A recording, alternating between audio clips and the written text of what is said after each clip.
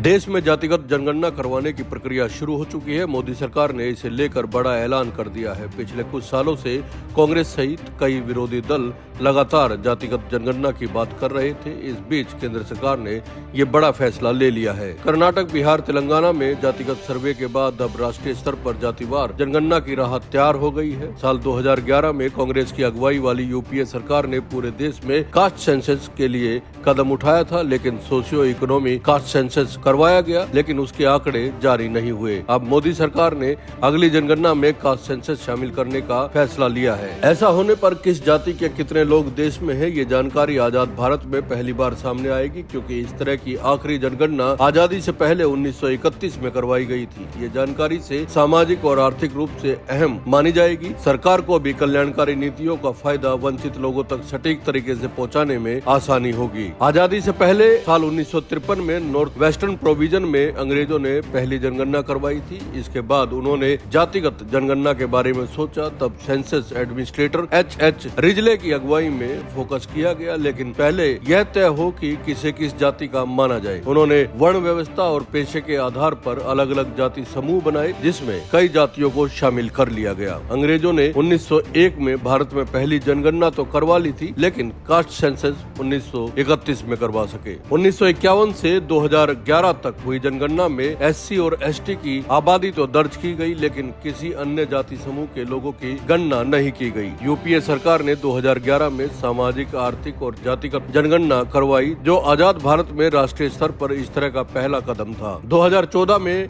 UPA सरकार की विदाई हो गई। मोदी सरकार ने 2014 में लोकसभा को बताया था कि SECC का काम पूरा होने में और 3 महीने लगेंगे। हालांकि उसके आंकड़े अभी जारी नहीं हो सके हैं। 2018 में सरकार ने लोकसभा में बताया कि कास्ट डेटा की प्रोसेसिंग में कुछ गलतियों का पता चला है। 2021 में मोदी सरकार ने सुप्रीम कोर्ट में एक हल्फनामा दिया और कहा कि SC, ST के सिवा बाकी लोगों के बीच कास्ट सेंसस कराना प्रशासनिक रूप से बेहद मुश्किल और जटिल है। संविधान के अनुच्छेद 246 के अनुसार जनगणना का मामला केंद्र सरकार का है, लेकिन कर्नाटक, बिहार और तेलंगाना जैसे राज्यों ने इस दिशा में कदम उठाए। क्योंकि संवैधानिक रूप से ये जातिगत जनगणना नहीं करा सकते थे, लिहाजा इन्होंने कास्ट सर्वे का नाम दिया।